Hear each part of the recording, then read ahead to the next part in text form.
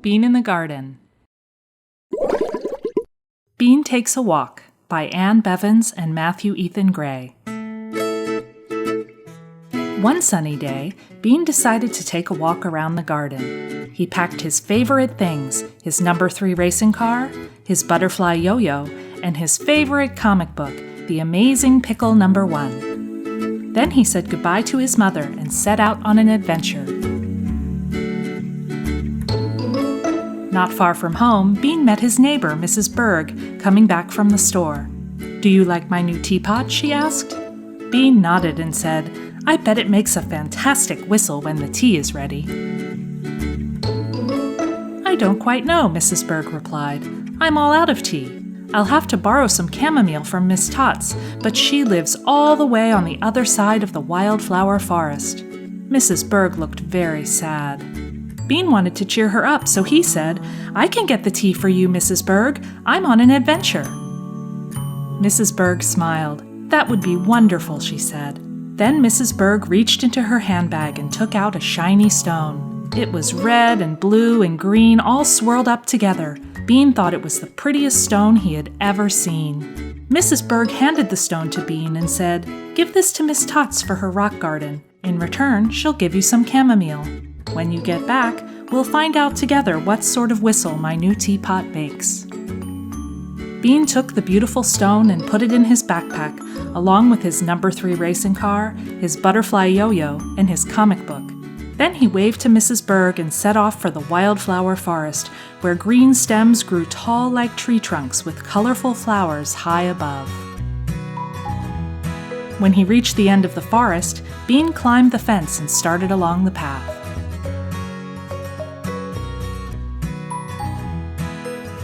A little while later, a pea popped out from behind a daisy.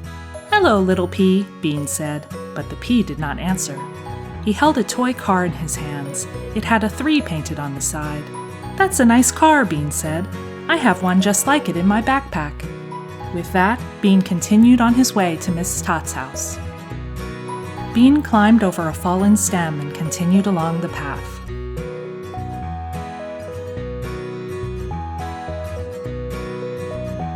A little while later, 2 peas popped out from behind a dandelion. The first pea still held the toy car. The second pea held a butterfly yo-yo. "Oh, hello," Bean said. "It's you again. Is this your sister?" "That's a nice yo-yo you have. I have one just like it in my backpack." With that, Bean continued on his way to Miss Tots' house. Bean took a break in a patch of sunlight. When he felt rested, he continued along the path. A little while later, 3 peas popped out from behind a clump of buttercups. The first pea still held the toy car, and the second held the yo-yo. The third pea held a comic book. "Oh, hello," Bean said. "I see you have another brother, and you have your own copy of The Amazing Pickle No. 1. I have one just like it in my backpack." With that, Bean continued on his way to Miss Tots' house. At last, Bean reached the other side of the wildflower forest and climbed the fence into Miss Tots' backyard. "Hello, Bean," Miss Tots called. "Hello, Miss Tots," Bean replied. "I brought you a pretty stone for your rock garden." Bean opened his backpack and looked inside, but it was empty, and there was a hole in the bottom. "Oh no," he cried, "what happened to the stone and my number 3 car? Where is my yo-yo and the amazing pickle No. 1? Just then the 3 peas arrived, carrying their toys. Bean scratched his head and smiled. "Those are my things," he said. "You were trying to give them back to me, weren't you?" The peas quivered with laughter, then dropped Bean's toys one by one at his feet. "But how will I pay Miss Tots for the chamomile?" Bean sighed. "I lost the pretty stone Mrs. Berg gave me." One of the peas came forward and held out the shiny stone. Bean grinned. "Oh, you found that too! Thank you, thank you!" Miss Tots took the beautiful stone and put it in her rock garden. Then she gave Bean some chamomile in a sturdy shopping bag. He nestled his number 3 car, his butterfly yo-yo, and his favorite comic book among the flowers. Then Bean and the 3 peas made their way back through the wildflower forest to Mrs. Berg's house, where they drank chamomile tea and listened to her new teapot's fantastic whistle. Bean Floats a Boat by Anne Bevans and Matthew Ethan Gray. One morning, Bean decided to skip stones. He picked the smoothest, flattest stones from his mother's garden and walked to the park. One by one, he skipped the stones across the pond's smooth surface. Mr. Zook stood on the other side of the pond. Bean noticed he was holding a remote control. Nearby, a small purple boat turned circles in the water. Mr. Zooks was always yelling at kids to stay off his lawn, and if your ball or frisbee sailed over his fence, it was gone for good. Even though Bean was a little afraid of Mr. Zooks, he wanted to learn more about the purple boat. He inched closer and closer to Mr. Zooks and his remote control. Mr. Zooks noticed Bean standing behind him. "What are you doing there?" he asked angrily. "I'm watching you sail your boat," Bean replied. "It's very interesting. Can I try it?" "Absolutely not," Mr. Zooks said. "You'd only crash it. Leave me alone." Bean was sad. He gathered his stones and went home. At bedtime, Bean told Dad about the little purple boat that Mr. Zooks sailed around the pond. The next morning, Dad had a special present for Bean. It was a sailboat, just like the one Mr. Zooks had, only this one was red. Bean ran all the way to the park.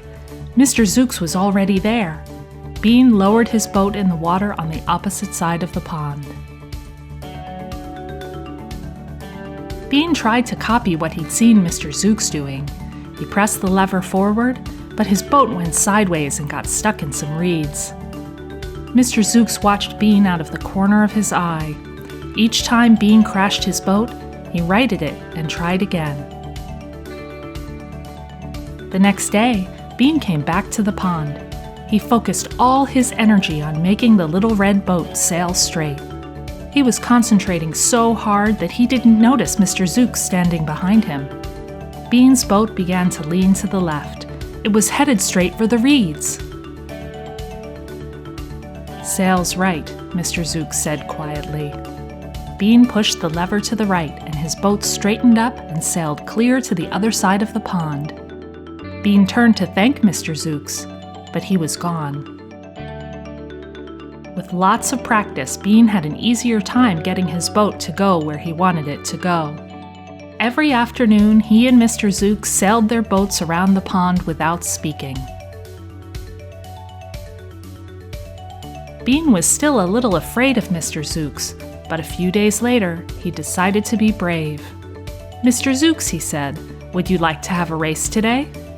Mr. Zooks scowled at Bean, but then he smiled. "Yes, a race would be fun." Bean placed his red boat in the water next to Mr. Zooks' purple one. "First boat to the other bank wins," Mr. Zooks said. "You start us off." Bean took a deep breath and said, "Ready, set, go!" The boats started across the pond.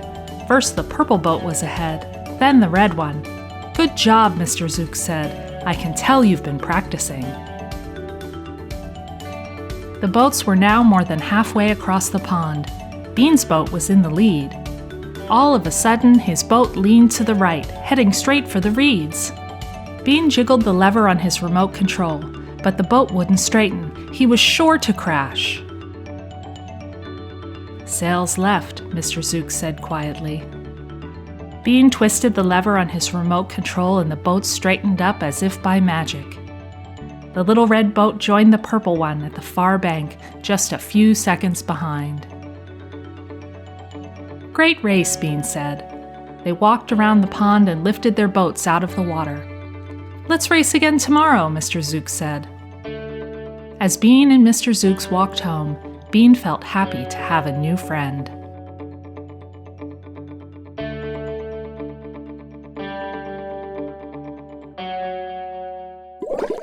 Bean Meets the Sasquash by Anne Bevans and Matthew Ethan Gray. One morning, as Mom and Dad lingered over their tea, Bean came running into the room. "Dad, Dad," he cried, "are you ready for our camping trip?" Dad smiled. "Yes, I am." "Do you have everything you need?" "I packed my tent and my sleeping bag," Bean said. "I'm ready to go." So Dad put on his backpack and his bandana, and he and Bean set off on an adventure. Bean was a member of the Sprouts, and Dad was the leader. They were both very excited because the whole troop was going to spend the weekend in the wildflower forest, and afterward, everyone would earn a special camping badge. Most of the other Sprouts were already at the campsite. Bella came, and so did the Peas. Brussel was there too. Brussel made a sour face. "I don't want to be here," he grumbled. "Come on, Brussel," Dad said. "I'll help you pitch your tent." Later, the Sprouts gathered fuel for the campfire. Dad showed them how to make a spark with a stick and some string. By the time darkness fell, the Sprouts were warming themselves in the fire's orange glow. Even Brussel looked content. Bean looked up at the night sky. Embers danced on the breeze, illuminating the wildflowers high above.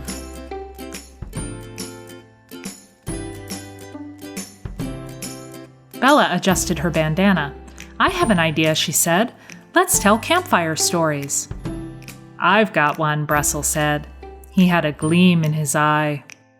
Dad looked worried. "Not too scary, Brussel." Brussel nodded, but Bean was nervous. "Once upon a time," Brussel began, "there were campers in these very woods. One camper thought he heard a sound outside like a branch breaking. He peeked out of his tent and he saw a giant yellow shape lumbering through the forest. He shined his flashlight on it and the thing looked back at him with green eyes."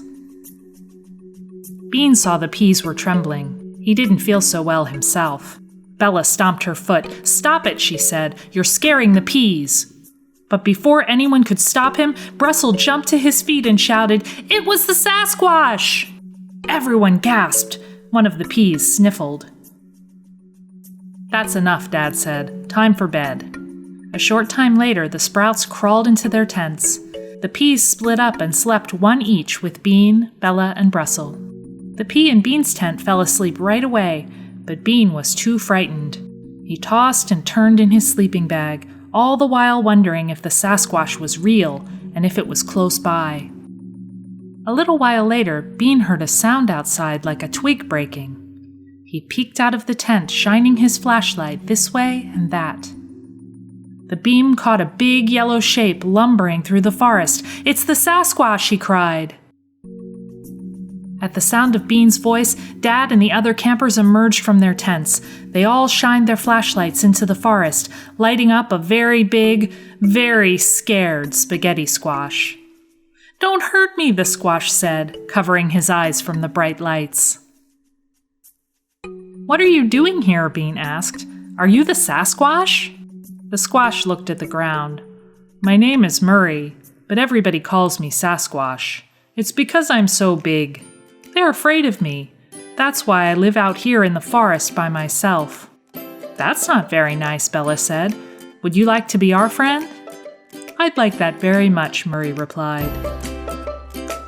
Everyone went back to their tents except Murray, who couldn't fit. He covered himself with a gigantic leaf and laid on the ground near the place where the fire had been. They all slept soundly until morning.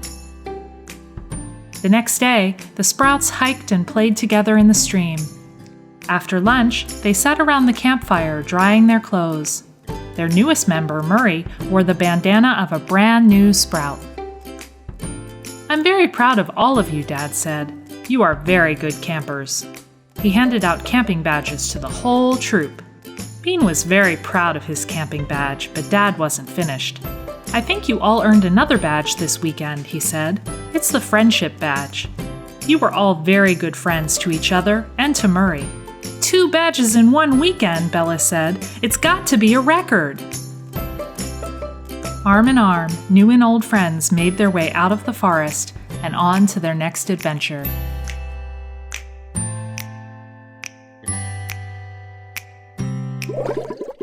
Bean Has a Birthday by Anne Bevans and Matthew Ethan Gray. One evening, just before bedtime, Bean sat reading his comics in bed. Soon Mom came to tuck him in. "Can I please stay up for 5 more minutes?" Bean asked. "Just 5 more minutes," she replied. "Tomorrow is a big day. It's your birthday." Bean promised and said goodnight. The next morning, the sun shone through Bean's window. He had broken his promise and stayed up very late. A pile of crumpled Amazing Pickle comics laid in and around his bed. Bean felt very sleepy, but then he remembered it was his birthday. He jumped out of bed, eager to start the day. Bean's parents and his sister, Red, hugged him and wished him a happy day. "What will you do today?" Mom asked. "I'm going to spend my special day playing with my best friend Bella," Bean replied. After breakfast, Bean ran outside to look for Bella. Before long, he found her talking to Mrs. Berg. As he walked toward them, Mrs. Berg gave Bella a floppy green balloon. "Hello, Bella," Bean said. "Hello, Bean," Bella replied, hiding the balloon behind her back. "I can't talk right now. I'm in the middle of a very important project." With that, Bella scurried away. Bean was confused. Did Bella forget his birthday? Not sure what else to do, Bean went to the park to skip stones.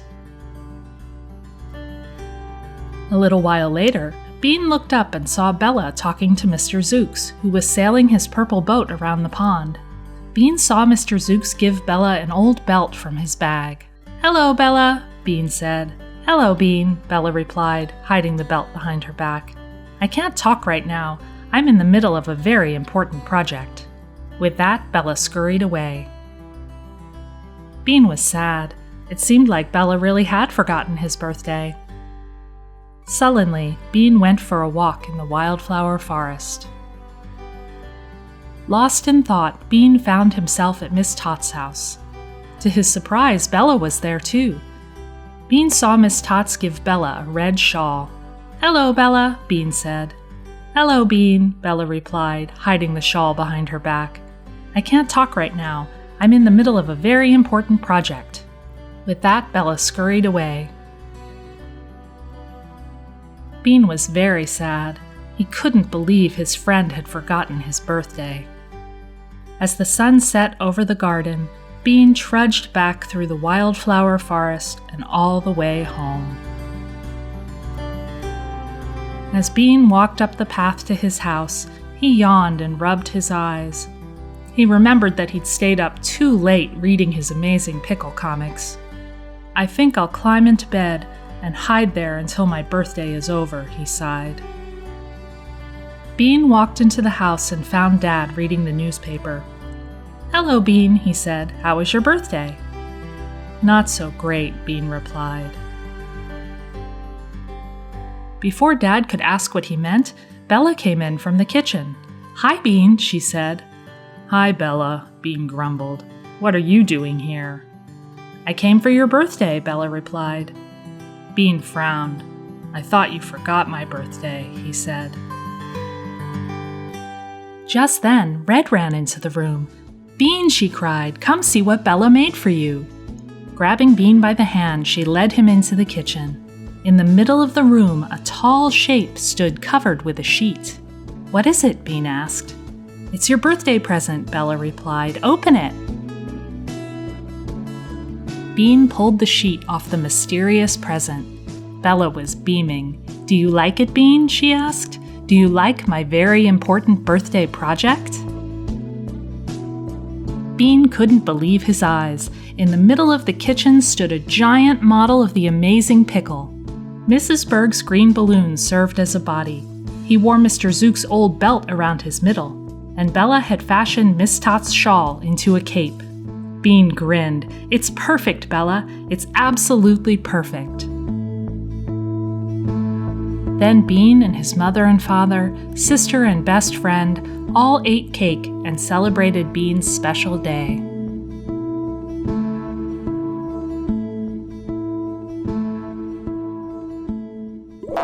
If you liked this video, click the button to subscribe to our channel.